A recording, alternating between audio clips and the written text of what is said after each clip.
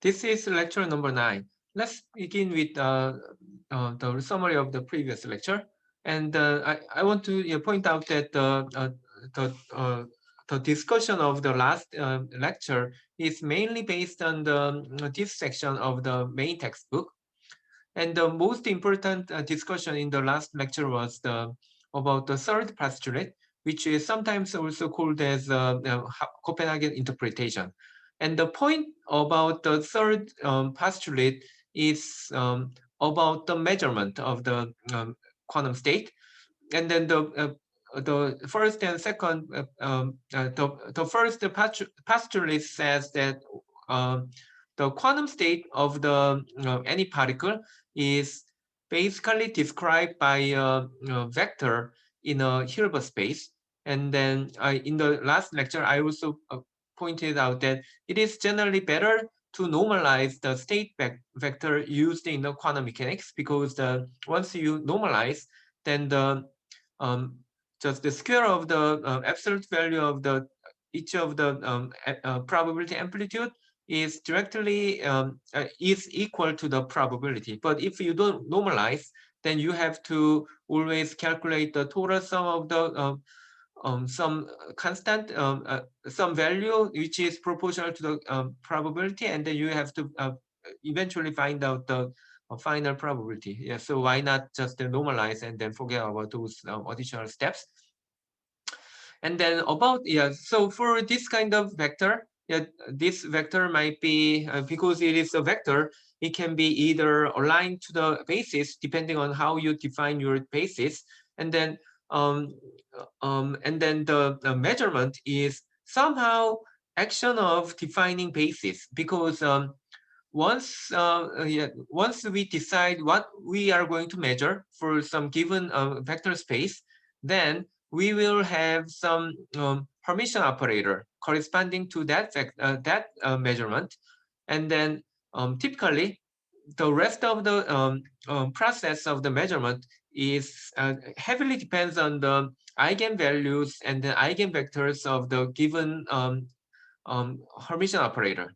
So, and once we figure out, and then for the Hermitian operator, the most important property is that the eigenvalues will be real, and that value is that value corresponds to the measured value, or the possible measurement values.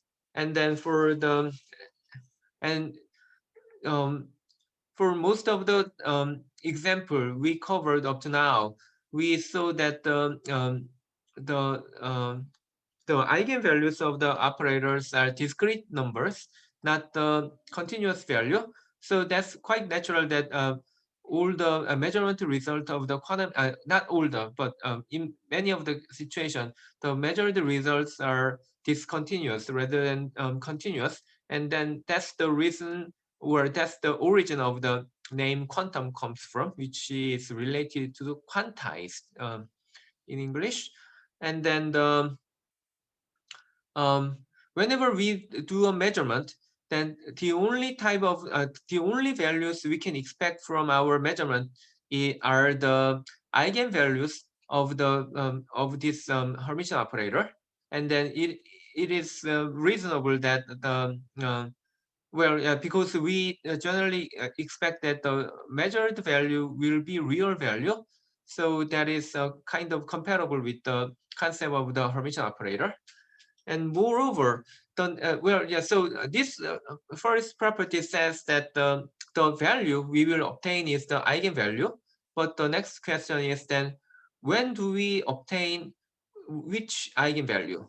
And then the answer is the probability of measuring some specific eigenvalue is not mainly, but it is determined by this expression. And then what this part of the expression says is that it is the probability amplitude of the basis, eigenbasis corresponding to this eigenvalue when this quantum state, or the vector describing the quantum state of the current object is expanded in terms of the eigenbasis corresponding to this Hermitian operator. And then the probably the most embarrassing part of the third postulate is that once the measurement is done, then the state right after the measurement, then the state will become equal to the eigenvector. So before the measurement, the state can be a superposition of various eigenvectors or eigenbases, but once we make some measurement, then the state will collapse to single eigenbases. And in some sense, it is embarrassing, but on the other hand, it also makes sense because we expect that once we make measurement and then once we obtain some value, and then if we measure again for the same object, then it is natural that we will obtain the same measured value. If we we obtain some value at the beginning, but then if we measure it again without doing any more thing, and then if we get some other value, then it is actually noise. So yeah, somehow yeah, this kind of property is weird, but in other sense that kind of makes sense. So maybe one of the another confusing part of the quantum mechanics is because it is vector, and then it can be in most of case it can be expanded as the linear combination of the eigenbasis, and then in that case, yeah, we cannot actually predict when we will obtain which eigenvalues. And then of course, if the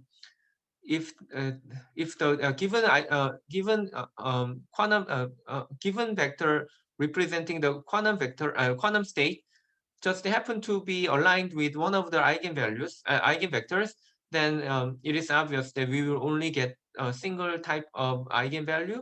But except those cases, yeah, we will always we actually cannot tell what we will measure right now or in the next time. And all we can get is only the statistics of what we can expect for the measurement result. And yeah, connected to that concept was the expectation value of the measurement. So we cannot tell exactly what kind of value we will obtain right now, but if we prepare the same quantum state, yeah, I emphasize that what to obtain this kind of expectation value, what we have to do is prepare the same quantum state over and over. And whenever we prepare the state, we make a measurement. And we for the next measurement, we should prepare the same quantum state again and make a measurement, and prepare the state and make a measurement. So such kind of process should be repeated. If you just prepare once and measure multiple times, then according to this property, we will only get single values. Yeah, so that's the distinction you should be careful. And then yeah, here again, yeah, what we are talking about here is basically we will prepare the state and make a measurement, and then repeat such an entire process over and over, and then we can talk about the expected value of the measurement, and then that value can be directly calculated by this calculation. Another concept related to the Copenhagen interpretation is that, or third postulate is that this Copenhagen interpretation is not the only way to describe the only option for the quantum mechanics. And people are trying to come up with different types of quantum theory. And then the most popular theory you can think of is the hidden variable theory. And the hidden variable theory also can be imagined in the following way. Assume that you are in a three-dimensional space, and then you just happen to have some kind of card which says 1 and another card which says 2. And then if I just move to here, and then if you have a camera which is pointing along this direction, so what you can see is only the two-dimensional space, or if I say this is XYZ, and then if your camera is looking along this direction, then what you can measure is the kind of projected image of the projected image in the XY plane, and then yeah, depending on um, this whether this one is above or one is above, yeah, this camera cannot tell the difference. And in that case, if I just combine them, then sometimes if it is above the one, then we will definitely observe that the number two will dominate this one. But if the height is different, then if I move this card to the right, then it will look like number one remains and then number two disappears. However, yeah, if the person who is observing the image from the camera if they don't have the information about the height, then they will say that, well, that looks like random. Yeah, so and then the hidden variable theory is similar to this case. Yeah, so yeah, in the hidden variable theory, they expect that the world has more than three-dimensional space or multiple dimensional space, and then because of the limitation of the human sense, yeah, they cannot measure those unknown those hidden variable. So it might look random in the only the limited dimensions like a two-dimensional space. But if we think about the three-dimensional space, then we should be definitely be able to uh, tell which one will happen. Well, yeah, so that's the theory. But as I mentioned, yeah, there are a lot of different types of hidden variable theory, and then people came up with the many different ways to confirm the to test whether which theory is correct.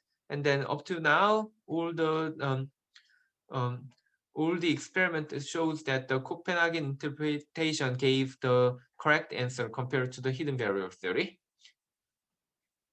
And another interpretation, which was a little bit bothering us, is that the fact that which was bothering is that until we make actual measurement, we don't know which one will happen.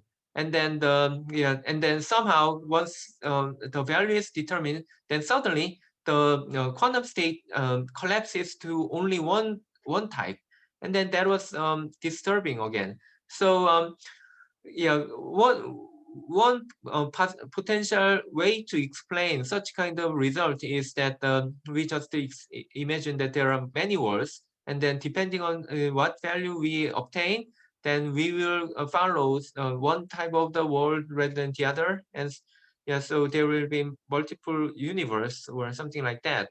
Yeah, and then yeah, that is yeah, somehow um, um, um, the the way, yeah, people can explain about the this kind of collapse behavior. But yeah, for this class, yeah, it is not our subject, so I will stop discussion at this point.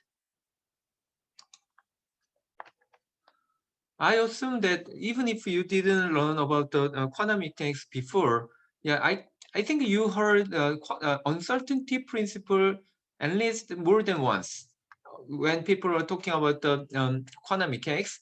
And then yeah, in a physics book, yeah, people generally talk about the measurement of the position and the momentum of the same particle, and then the uncertainty principle generally talk about uh, the fact that if we are trying to measure the um, position and then the momentum simultaneously, then the uncertainty of the if you are trying to measure the improve the measurement result of the position better and better, then and reducing the uncertainty in the position measurement, then the uncertainty of the measurement of the momentum will increase, and then vice versa situation will also happen. So, and then I don't think such kind of explanation was intuitive enough. So I want to explain the uncertainty principle from a little bit different perspective by using the more familiar concept of the polarization measurement. So let's begin with the think about the polarization measurement situation. So typically we would start with some arbitrary polarization state, which is the proportion of the horizontal and the vertical polarization. And then let's imagine we have some kind of polarization measurement device one. And then this one will give you the number 2 when they measure the value of H, and then number -1 when you measure the vertical polarization. And then this kind of the operator corresponding to this device, I will call this device as PMD1, and then the corresponding Hermitian operator for PMD1 can be easily constructed based on these these requirement, as you can see here. And then what about the PMD2? Yeah, in this case, the difference is instead of giving number 2, you will give number 1 for the horizontal, and then the same -1 for the vertical. And then what is the proper Hermitian operator corresponding to PMD2? Well, yeah, that's simple because all I have to do is just rewrite this way. Then yeah, with this kind of two types of device, yeah, let's think about this kind of measurement. If you remember that in the previous lecture, I gave you a demonstration using the laser pointer, and then in that case, if we, yeah, let's say that we start with polarization, some arbitrary polarization or arbitrary quantum state, then after this polarization path is transmitted through the PMD1 or polarizer, then yeah, it will be only the horizontal part will collapse, and the quantum state will collapse to the horizontal state. And then once, yeah, and then if we, instead of measuring PMD1, if we measure the PMD2, then the state will be still remain as the measurement result will be still horizontal. And then finally, if I just repeat the first measurement again, then I will obtain the same result as the first measurement. So that's more a very reasonable situation. And then if you just think about this situation, then everything just sounds reasonable. The point is, let's think about another types of measurement device. Let me call this one as PMD3. And then for this case, different from the previous two measurement device, this one has the property that it can only measure diagonal or anti-diagonal. And moreover, and then when you measure the diagonal, then it will produce value 1. And when you measure anti-diagonal, then it will produce a value of -1. In this case, yeah, you can also construct the PMD3 as following the similar rule. Yeah, so it will be just like that. And then if we using this PMD3 and combined with the PMD1, let's think about this situation. So instead of measuring with the PMD2, if we measure with the PMD3, then yeah, this kind of situation will happen. So in this case, yeah, again, right after the PMD1, then the quantum state at this point will be horizontally polarized. However, now, yeah, we know that this state can be decomposed into the diagonal and anti-diagonal basis. And then in this case, if the PMD3 is only allow the diagonal component to pass, then the measurement result of the PMD3 will be diagonal. And then again, if we repeat the same measurement of the PMD1, and then in this case, I just redraw that the vertical component might be transmitted. In this case, because the result of this PMD3 is can be decomposed as the sum of the superposition of the H and V base vectors. So the measurement result of this one, yeah, you will actually measure non-zero vertical components. So this was the situation which does not have any good analogy to the classical case. So yeah, and then yeah, the uncertainty principle is actually related to this one. I don't know whether yeah you can see the if you are familiar with the concept of the uncertainty principle, which is then I don't know whether you can yeah see that this situation is quite directly related to this one.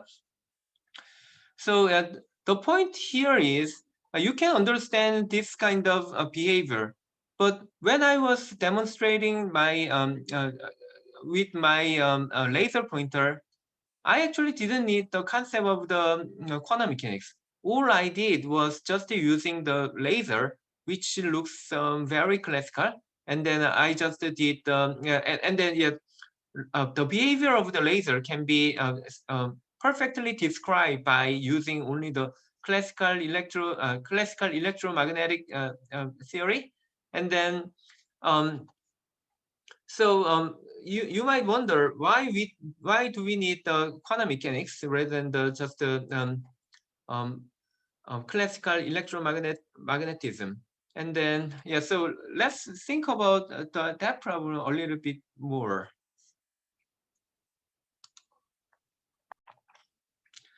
As I mentioned, yeah, here, yeah, I just question whether we really need a third postulate to explain what we generally observe in the daily life. Yeah, so yeah, this is just a reproduction of what I just had in the previous page, and then this is exactly what I showed you during the demonstration. Yeah, so um, yeah, and then yeah, for some concreteness or the easier discussion, let's just assume that yeah, after yeah the amount after the polarizer, the transmitted light is something like 100 milliwatt. Yeah, by the way, 100 milliwatt is very large power. So the um, the power of the typical um, laser pointer is about less than about 1 milliwatt or less than 1 milliwatt. So yeah, I'm just yeah, hypothetically assuming that yeah we have about 100 milliwatt, and then the and you know that yeah, if we have this kind of polarizer, then we know that half of the light will be actually it will be kind of transmitted, and then half of the light will be reflected. So yeah, here I didn't draw the reflection, but yeah, because of the energy conservation law, yeah, the other power will be either absorbed or the reflected. And then yeah, so only half of the power, which is about 50 milliwatt, will be transmitted. And then again, yeah, this when this um, is when there is another polarizer which is 45 degree with respect to this polarization, then only half of them will be transmitted, and then it will be 25 milliwatt. And as I mentioned, this kind of reduction can be well explained by just using the um, electro classical electromagnetic theory. And then why do we need quantum theory to explain this one? Or or in other words, do we really need a third postulate to explain this one? So if you remember, and then yeah, then where is the collapse of the quantum state? And then if you remember one of the explanation I showed you in the previous lecture, um, what happens if I attenuate the light so that there will be only single photon for let's say during 1 second, then yeah, definitely we should be able to tell whether yeah, one of the photon arrived here or here, and then this kind of detector is called as single photon counter. And then when we yeah, so as I attenuate, yeah, so for this case, we know that the power will be half of the power will be reflected and half of them will be transmitted. But then if this power is attenuated low enough so that if there is only one photon in the yeah, during 1 second, then um, we cannot expect that this single photon will be split into two, because there is yeah, as I explained in the last lecture, um, um, because of the Planck's black body theory, black body radiation result, or the calculation, or the um, photoelectric phenomena. Um, yeah, we were convinced that the single photon cannot be split into two. And then actual measurement, or in our experiment, we always see that only one of them will click, and then um, the other detector won't be clicked if there is only single photon coming in. So this is a well-known phenomena. And then for this case, we know that only the quantum theory can explain the 50% of chance of measuring it, but the classical electromagnetic magnetism cannot explain such kind of situation. Then the next question is, can we explain the classical situation using the quantum theory? And yes, because yeah, in the classical theory, yeah, when even though we assume that there are kind of continuous waves, what really happens is inside that laser, there are so many of the photons. Yeah, it will be order of 10 to the 17th or more than that. So huge number of the photons, and then each of the photon has to decide which way it will go. Yeah, so yeah, if you have only one, then yeah, you will definitely see some weird effect, like only one of them will click. But if you have 10 of them, then on average, yeah, one of each of them will decide which way it will go. But each of the photon will determine its result independent of all the other photons. So on average, if we have 10 of them, it will be on average 5 and 5. And if we increase the number of the sample up to 10 to the 17, or yeah, a huge number, then the statistics will always lead to the almost 50-50%, yeah, 50 to 50%. And then that's what we generally observe in the daily life. And that's why we generally think that if we don't need the quantum theory, but if you really go down to this level, then you will realize that only the quantum theory can explain both effect without any problem. And then yeah, as a side note, yeah, you might wonder how many photons do we have within the output of the laser pointer. Yeah, so I just calculate the value. So to find out the energy carried by the single photon, I need to figure out the frequency of that photon. And then for the typical laser, most of the laser either use some red light or green light. And then green light case, the wavelength of the green light is 532 nanometer. Yeah, it is a well-known number. And then in this case, we can also find out the frequency by considering this relation between the frequency, velocity, and the wavelength. And then for the velocity, it is the speed of light, which is well-known value, and then 532 nanometer is the wavelength. So if I convert into the MKS unit, and then yeah, then you can calculate that the frequency is order of 563 terahertz. Then what about the single photon energy? well, the formula is just Haba omega, and then Haba is the Planck constant, which is just given like this one, and then omega is the 2 pi f, which is this value. So if you just work out the calculation, then you will obtain this kind of value with this unit. And what is this unit? It is joule. So um, yeah, so with with um,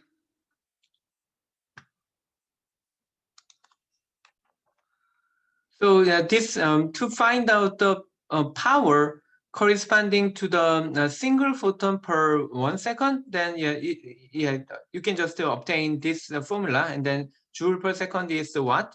So to figure out the number of the photon within 1 milliwatt, then I have to divide 1 milliwatt by this amount, and then you will obtain something order of the 10 to the 15 or 16. So within what I need to do is, if I want to attenuate the laser pointer power down to the single photon level per second, then I have to reduce the power by a factor of 10 to the 15 order. And then typically one of the attenuating, you know about the sunglass. Sunglass is also kind of a light attenuator, because it reduces the power of the light. And then of course, sunglass is not a good attenuator, because you want a lot of light still pass through.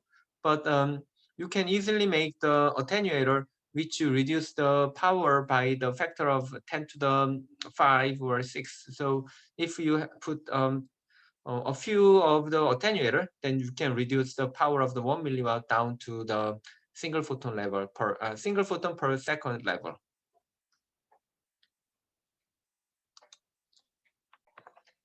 Now, let's get back to the original discussion of the uncertainty principle. Well, here, what I want to do is the following. So in the previous examples, we saw that in some combination of the measurement, some of them do not change the result of the previous measurement, and then some of the combination changes the previous measurement result only by the measuring another types of the um, um, basis. And then how can we say how can we determine whether two of the whether some given pair of the measurement won't change the measurement result? Well, the answer is that the best way is to check whether two operator corresponding to the measurement commute with each other. Yeah. So if the for example, for this case, which I called as a PMD1 and PMD2 operator, in this case, you know that both of the output value for each of the measured result might be different, but the measurement basis or the eigenbasis of each of the operator are the same. And then in this case, if we either measure the horizontal or vertical, then even if I do the second measurement with different measurement device, still the measurement measured basis won't be changed, or measured vector won't be changed. And then for such kind of case, if you calculate the commutator between these two, then it is obvious, because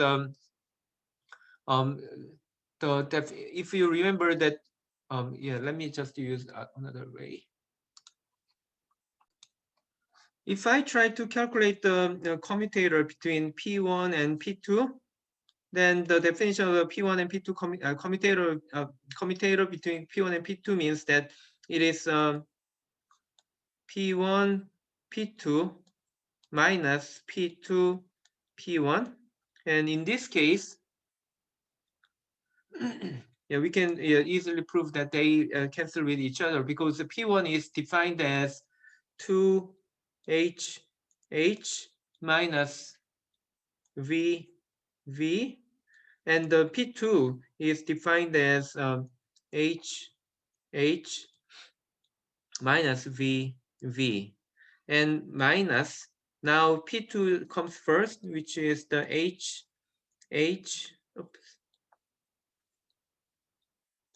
minus V, and P1 is again 2 times H minus VV.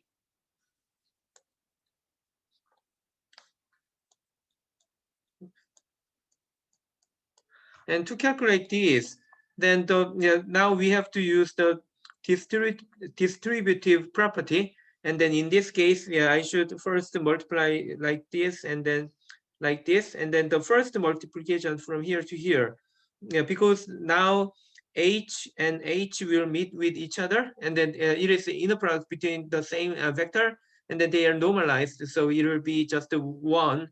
So the first term just becomes HH.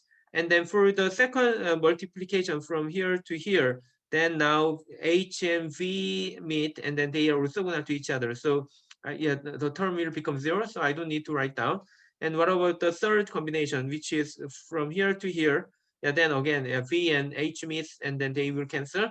And V will survive. So it will be minus is plus. So it is plus V. And then what about the second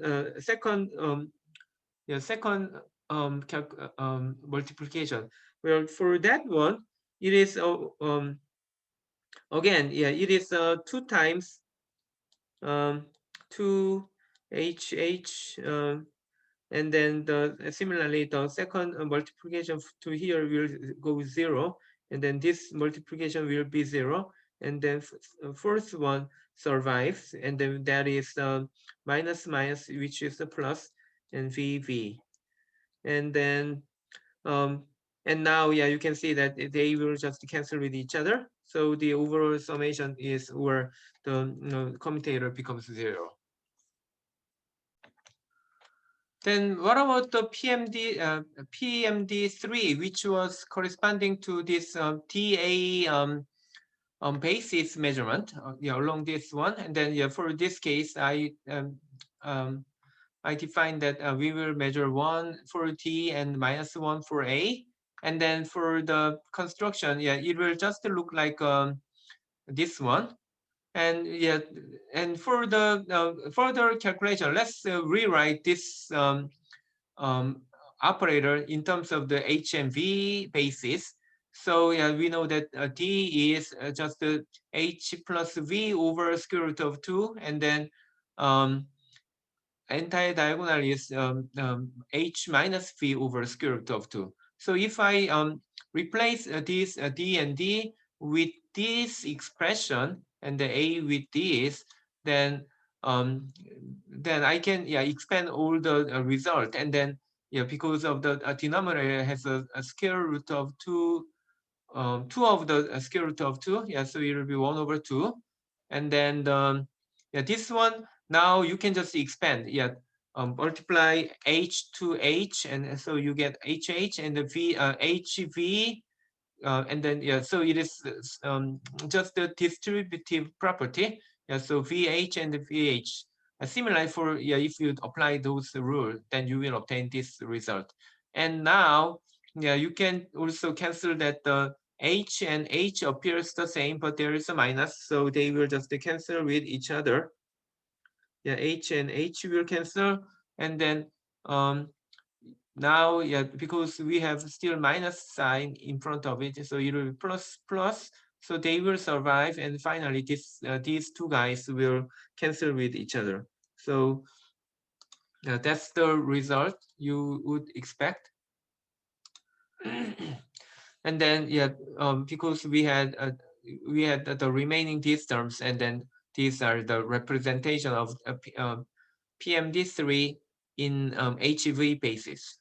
And then next question is, we saw that if we combine P2 and P3 measurement, or if we do P2 measurement and then P3 measurement and P2 measurement again, then we knew that we noticed that in the previous example that the measurement result will be changed by this one. And when does that happen? And that is when the two operators do not commute with each other. So yeah, let's check whether they do not commute with each other. So we again use the definition of the commutator. So it is like this. And then now we replace each of the P3 with this definition and P2 with this definition. So we will obtain this multiplication for the first term, and then we are first calculating the first term, which is now obtained by replacing P3 with this definition and then P2 with this one.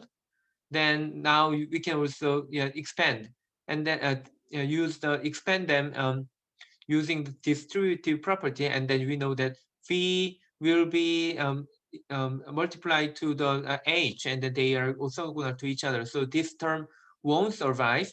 So this term, they will become just a zero or zero. And then if I expand this one, and then it will be minus HV times VV, and now this inner product becomes 1. And similarly, this one will become 1, and this one will become 0. So we will have only these two terms remaining. And then because these parts are 1, 1, so we don't need these parts. So it is HV minus HV plus VH. Similarly, if I calculate P23, then I have to just replace P2 and P3 with all those previous definition. And if we repeat the same thing, then we will obtain this result. Finally, to calculate the commutator, then I have to subtract this from here. Then because they are just the opposite sign, so it will be doubled, and then this is the result. And if you look at this, then they don't cancel each other because they are opposite or they are different. So in this case, we note that P2 and P3 do not commute, and then if two measurement operators do not commute with each other, then then what that means is that they do not share the simultaneous common simultaneous basis, which will diagonalize both of the operator simultaneously. And then that means that if we make measurement with the P2, then the result of measurement of P2 will be the quantum state of the output of the measurement of P2 will be one of the eigenvector of the P2. But we know that P3 do not commute with P2, so that means that most of the case, the eigenvector of the P3 is not the same as the one of the eigenvector of the P2. So there is no reason why after the P3 measurement the state will still remain as one of the eigenvector of the P2. So if you just think about the in terms of basis, it is quite obvious that when the two operators do not commute with each other, then the measurement result will always affect each other. So I think the essence of the uncertainty principle is that if two measurement result or two operator do not commute with each other, then even if we do the first measurement, then for example, if we measure that the the first measurement was H state. Then when we are trying to measure the second measurement, which has these two vectors as their basis, then there is no way we can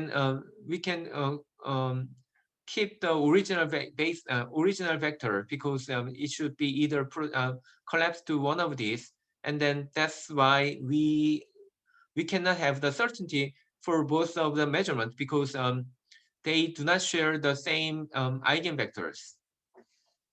So if we think about think in terms of the think about the polarization measurement, then uncertainty principle is quite obvious. But if we only discuss in terms of the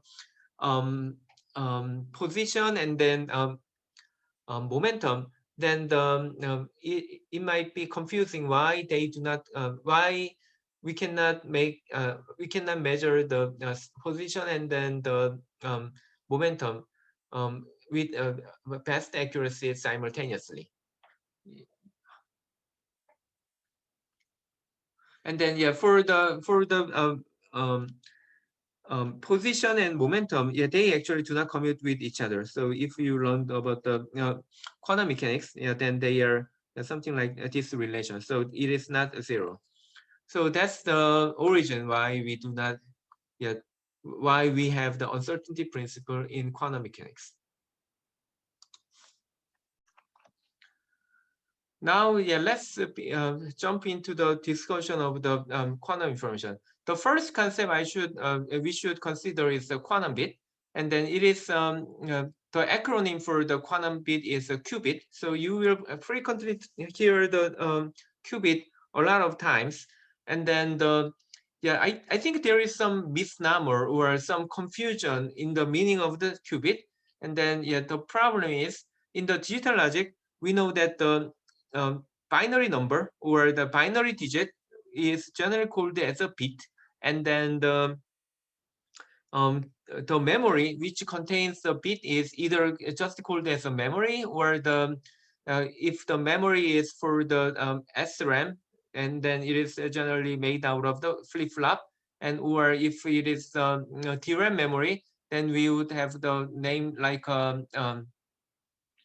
then the DRAM memory is generally made by the capacitor.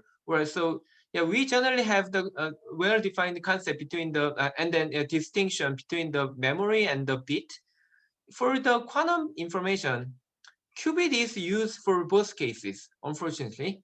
So sometimes when people are talking about a qubit, people are talking about the information, which is equivalent to the bit in the digital logic, and then it is abstract mathematical object, and then we all know that um, the quantum state is represented as a vector in a Hilbert space, and then this vector and then this Hilbert space is composed of bases 0 and 1.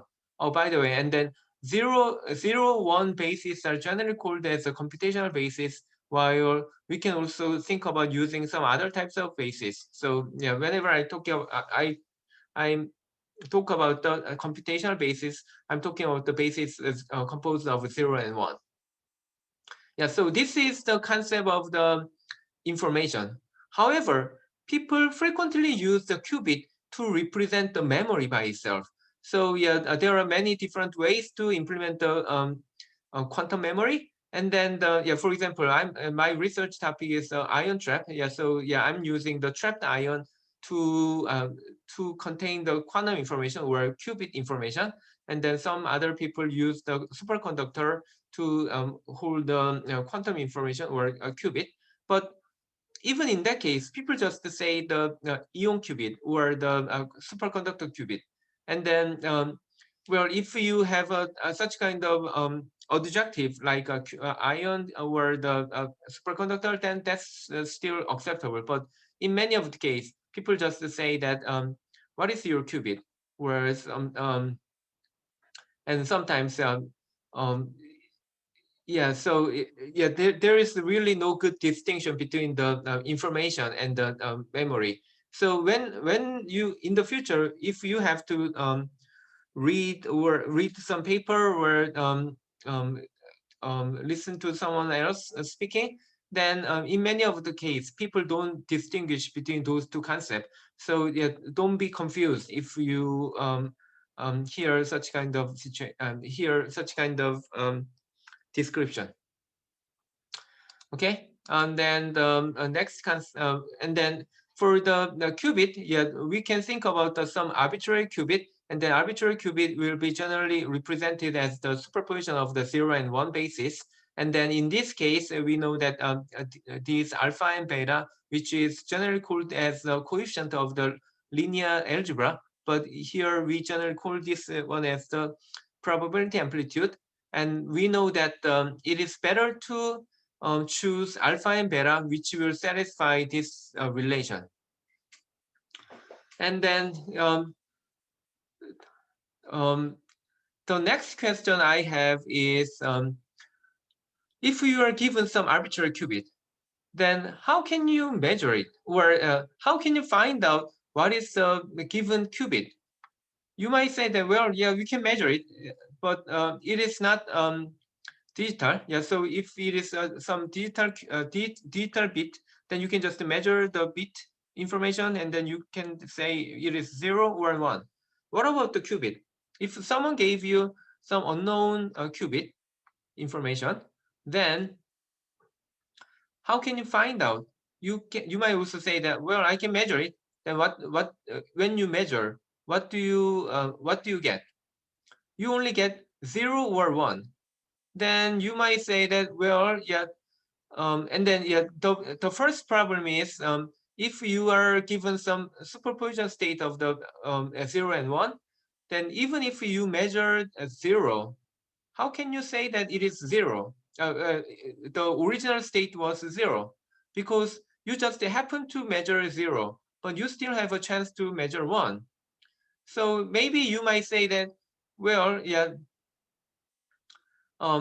someone if someone already promised that someone who gave you the some unknown qubit promised to you that he or she will always give you either 0 or 1 qubit, information, then if you measure the 0, then you can be sure that its original state was 0. However, in most of case, the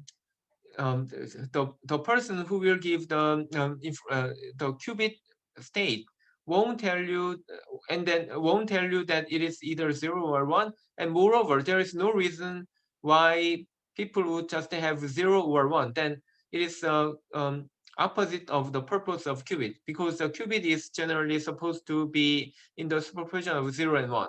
So yeah, again, if you are given some superposition of 0 and 1, how can you reconstruct the original state by measurement? The simple answer is, you cannot reconstruct the original qubit state just by one single measurement. Moreover, even if you are given some superposition state, and then if you measure your first measurement result was 0, and then if without re-preparing the same state, if you just measure the result of the first measurement, uh, um, the remaining state after the first measurement, if you just keep measuring, then you will always get 0 and 0, and it is guaranteed. So there is no point in making multiple measurement after your first measurement. So to get the information about the arbitrary qubit state, what you have to do is prepare the same state and measure once, and prepare the same state and measurement and repeat several times, not just 10 times or 100 times, because in that case, you cannot get enough information. So people who generally measure more than 1,000, 10,000 or 100,000, whatever, yeah, how many as many measurement as possible. Then in that case, you will get the rough statistical information about the magnitude of alpha squared and the beta squared, because all you get is the probability of measuring. But we know that alpha and beta are not just a real value, but it can have a phase. So even if I have the either 0 plus 1 state or another state 0 minus 1 state, you'd obtain the same statistics, because the probability amplitude of 0 and 1 are the same. So for this case, you will measure 50% of 0 and 50% of 1, and then the same for this one. So by measuring, it might look like you cannot measure the phase. Well, and fortunately, there is a way to measure the phase, but not with this simple measurement, simple direction. So yeah, I will show you how you can measure the phase in the next page. But yeah, let's just consider about the arbitrary qubit state first. So another thing we want to do is we want to visualize the arbitrary qubit state. And then arbitrary qubit state are generally, I already mentioned that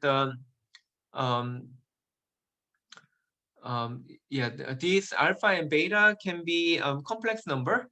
So most of the complex number will have some phase component in principle. And then first thing we have we have a requirement that alpha and beta, the scale of that their absolute values should be 1.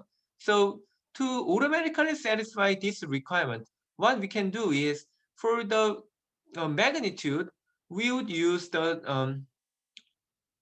trigonometric functions.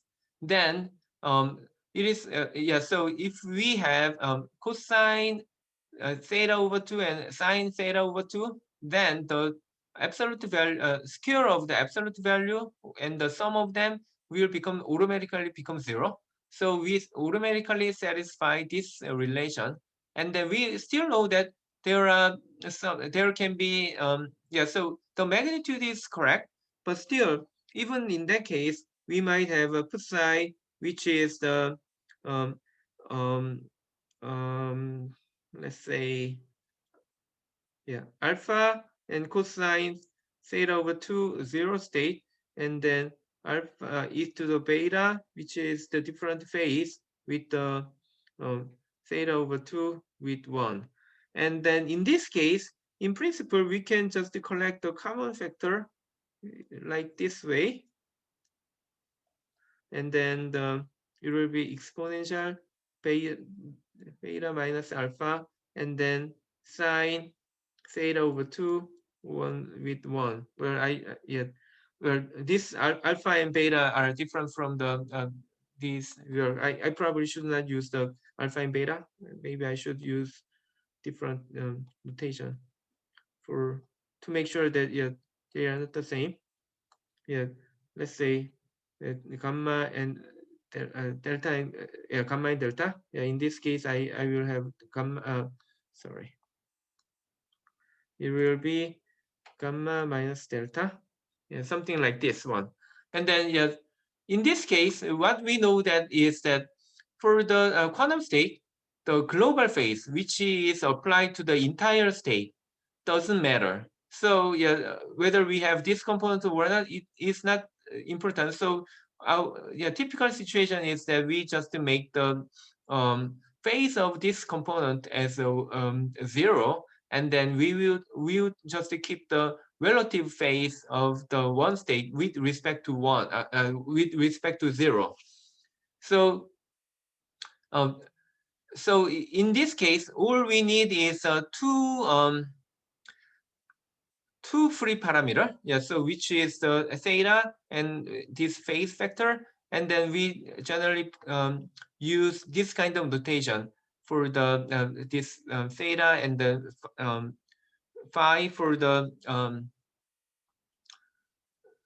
phase. And what we use to visualize a given state is using this kind of sphere.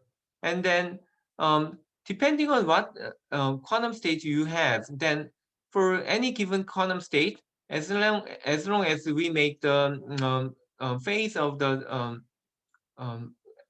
probability amplitude in front of the zero to have the zero phase like this way, then the we can find out the theta and the phi, and then we will map such kind of state on the surface of the sphere of this sphere, Planck sphere. And then in this case, you might have wondered why we are using theta over 2 instead of just theta. And that's why, that's because we wanted to use this conventional theta and phi. And in the polar coordinate, we generally call this angle as a polar angle, and then this angle as azimuthal angle. And then any point on this sphere will have the mapping to the corresponding quantum state. And for this kind of definition, we generally call this axis, which is the reference to reference for the phi, as the x-axis, and then we generally call this one as the y-axis, and then this one as the z-axis. And one thing you should be careful is that even though 0 and 1 states are orthogonal to each other, on the Planck sphere, they appear at the opposite side, like this one, and so North Pole and South Pole. And then in this definition, then we might consider where does this state sit, and then the probability amplitude of 0 is 1 over square root of 2, which is generally the cosine pi over 4. And then we have, this is the same as the theta over 2. So theta should be pi over 2 or 90 degree. So in that case, it should be along this equator of this sphere. And then for this state, we have a 0 phase. So in that case, phi is 0. So this quantum state will sit in this place. What about this state? In this case, we still have the same theta. So again, this state will be on the equator. And then the difference between here and here is that you would have the phase, which is 180 degree off from this one, or pi phase. And then so phi, the azimuthal angle phi is pi, so it will be on the other side.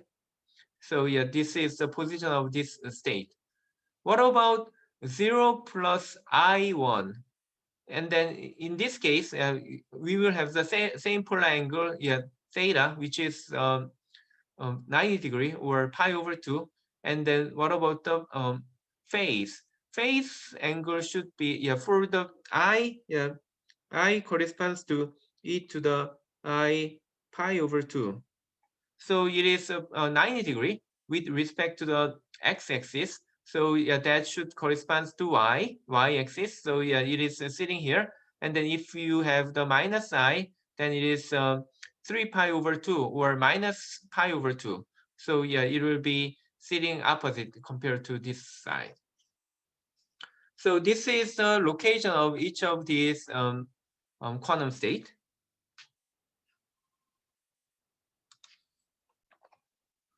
Now, let's think about what happens to the vectors when we apply something called as a single qubit gate. Single qubit gate is similar to the NOT gate in the digital logic, and then the most similar gate is called as a X gate. And then the role of the X gate is because I said the role of the X gate is similar to the classical NOT gate. What it should do is when X gate is applied to the 0 state, it should turn the quantum state to 1 and 1 to 0. So such kind of mapping can be represented as this relation, and then if we are using this kind of column vector representation for each of the vector, then in the same basis, we know that the um, the matrix satisfying this kind of relation should look like this one. So yeah, this is matrix representation of the X gate, and then the most important part is that this X gate does not only work on the either 0 or 1, but it can be applied to any arbitrary linear combination of the 0 and 1. And then if we apply this X gate on this state, then because the this X gate, which is the linear operator, because it is a linear operator, it can be applied to each of them individually. And then if X is applied to 0, then it will become 1. And then if X is applied to 1, then it will become 0. So it will look like this one. And we represent this kind of mapping as the using the symbol for the circuit. So this kind of relation is represented by this symbol circuit. And one of the most important property of the single qubit gate is that we can always we should be always able to find out the rotation corresponding to the single qubit gate in the Bloch sphere. What do I mean by that? So let's think about sending this this state to the X gate. Then yeah, after it passes through the X gate, what it really becomes is it will 0 becomes 1, and then 1 becomes 0, and then it is square root of 2. So if we start from here, then it will go to it will be mapped to here. Then what about this state? If we do the same thing, then it will be 1 minus 0 over square root of 2. And then you might say that this state is different from this state, but sorry. Oh, sorry. Yeah, I made a mistake. So if I apply X gate to here, then it is 1 plus 0 square root of 2. So this state does not move, and it is mapped back to itself. And what about this state? This state is mapped into 1 minus 0 square root of 2. And then you might say that this state is different from this one, but it is different only by the global phase, because we can always just pull out the minus sign out of the entire expression. So it is the same as this one. So these two points do not move. However, if we apply X gate on the 0, then it is moved to 1. And if I apply the X gate on the 1, then it will move to 0. So overall, what really happened was this point moved to here, and this point does not move, and it is just as original position, and this point does not move, and this point moved to here. So to generalize the entire movement, and then if you just try this X gate on each of the point, then you will realize that this X gate corresponds to the rotation along 180-degree rotation around this x-axis. So this is the action of the X gate. So instead of just writing, if we can imagine what happens to the Bloch sphere, then it is much better to visualize the action of the X gate. Then what about the Z gate? Yeah, Z gate is defined in this way. So yeah, what it does is it does not change 0 to someone else, but 0 will be 0 and 1 will be 1, but there will be minus sign. And some people say that because I said the global phase doesn't matter, so they might consider that this Z gate is identity operator, but that's not the correct, because what we should consider is not only when the Z gate is applied to either 0 or 1, we should consider what happens if we apply Z gate on the this arbitrary superposition of 0 and 1.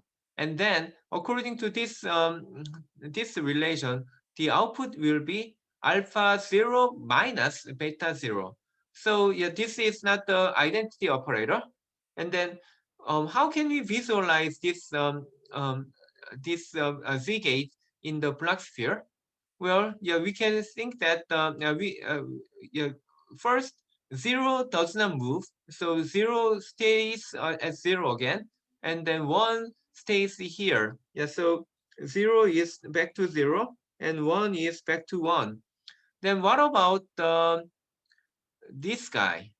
Then according to this relation, we know that this guy will be, or this point will be mapped to here. And then what about this point? Well, yeah, the sign will be changed. The sign of the 1 will be changed to 1. So this will go to here. So it goes to here, and then it comes back. What about this state? Well, yeah, again, the sign of this one will become minus. So this position will go to here, and this position again, it will become plus. So it will be back, not back, but it will move to the right. So it is moving to here, and it is moving to like this one. So can you see what kind of rotation this corresponds to? In this case, Z gate corresponds to the 180 degree around Z axis. Yeah, if we just rotate by 180 degree around this Z axis, then this will go here, and this one go here, and this one go here, and this one goes here.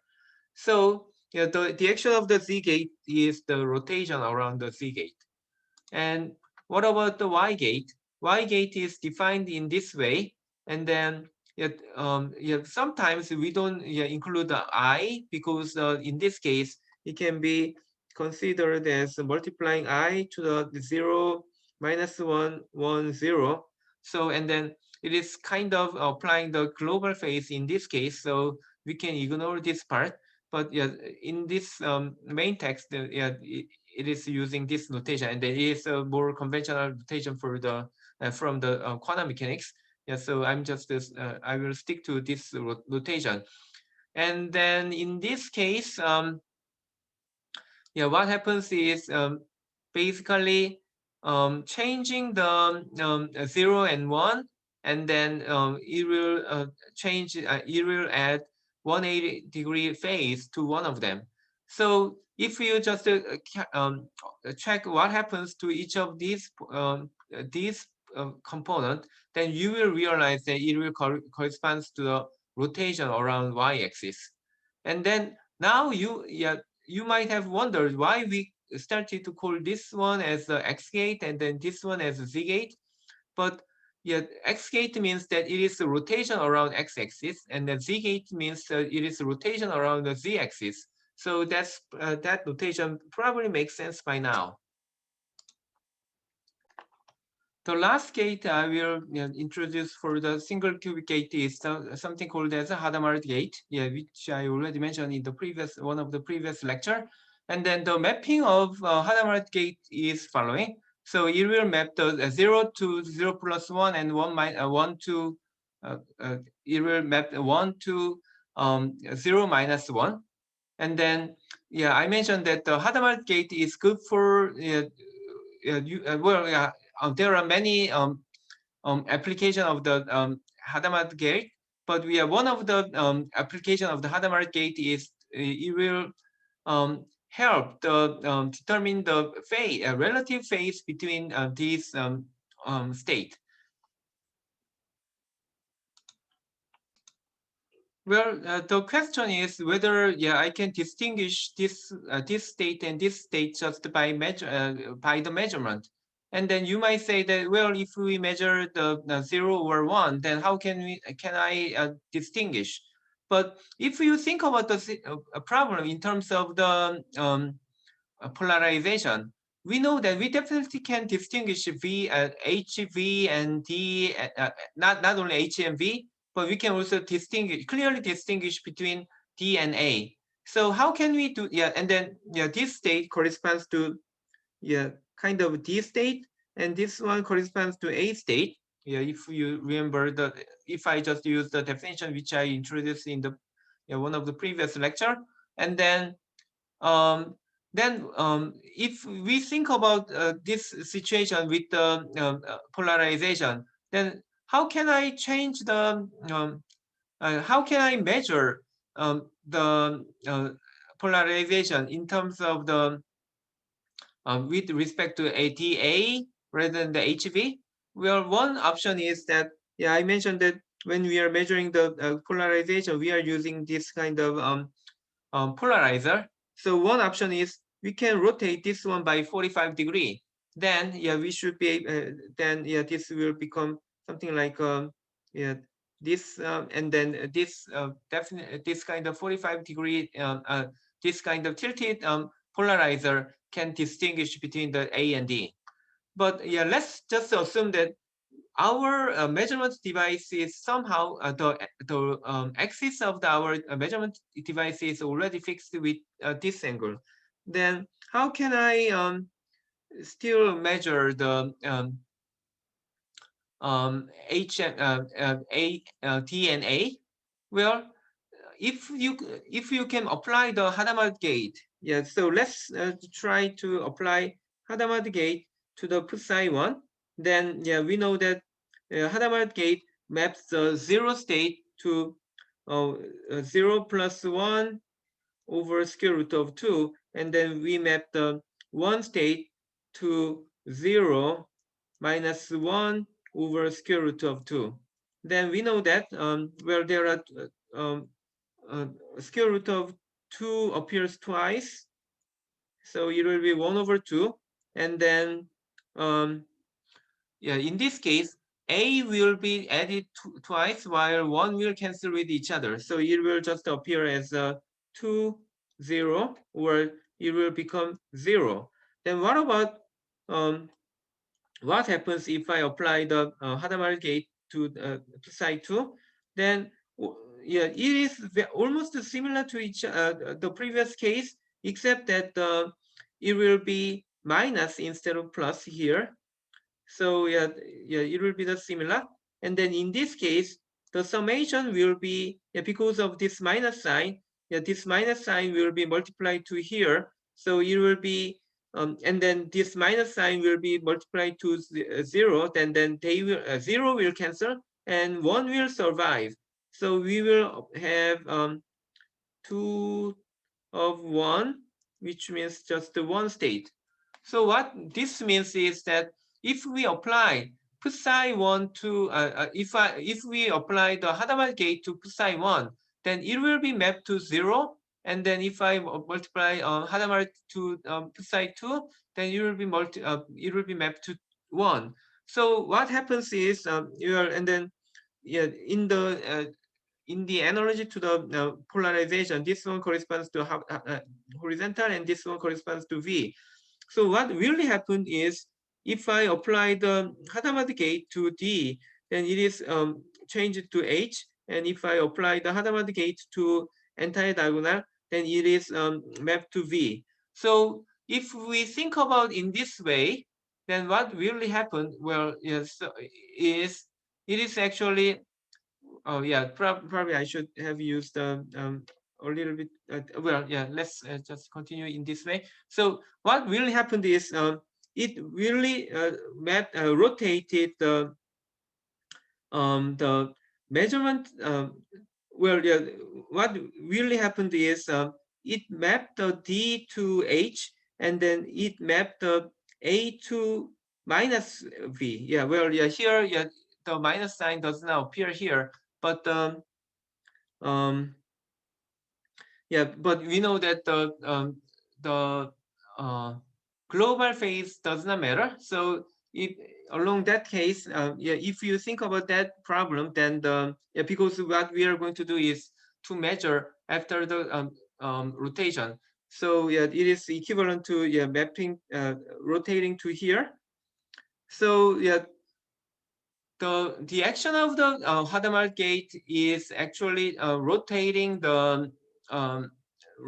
the measurement axis by 45 degree. And then once we rotate the measurement basis by 45 degree, then in principle we should be able to distinguish between A and D cases. So that's how you can use the Hadamard gate to distinguish between these two. And if you apply, if you want to find out some arbitrary phase, you can still apply the Hadamard gate. And then, yeah, and then I will leave it as an exercise for you to verify that if you before the measurement, if you multiply the apply the Hadamard gate, then you should be able to tell what the phi should be. And yeah, and if I write the Hadamard gate in terms of the matrix representation, if you just remember this relation, then the matrix representation of this one should be the should look like this one. And then if what happens if you multiply Hadamard gate twice, then Hadamard square is actually the same as the identity operator. And then I will also encourage you to verify that it is the same as the identity operator. And then I also mentioned that yes, all the single cubic gate corresponds to some rotation inside the Planck sphere. So if you if we are not careful, we might consider that the action of Hadamard gate is very similar to the rotation of the rotation 90-degree rotation around the y-axis, because we know that 0 will map to this state, which corresponds to here. So it looks like it is going like here, and then one state is mapped to this 0 minus 1, which corresponds to here. So it might look like it is rotating like this one, and then probably easy way to implement this kind of situation is rotating 90-degree around y-axis. But that's not true, because if you remember this relation, if we multiply Hadamard twice, then it should go back to identity operator. However, if we apply Hadamard gate twice, then it is equivalent to 180 degree around y-axis. So that means that 0 will eventually go to 1, and then 1 will eventually go to 0. And that's not the action of the Hadamard square. So the proper way to represent the rotation of uh, the proper rotation corresponding to the Hadamard gate is 180 degree around this axis. And then if you use this one, then 180 degree by around this axis means that it will be rotated to here, and then this side, this qubit, this state will be also rotated to here by 180 degree. And then if we apply the same rotation one more time, then you will be back to here, and then this state will go back to here by 180 degree rotation.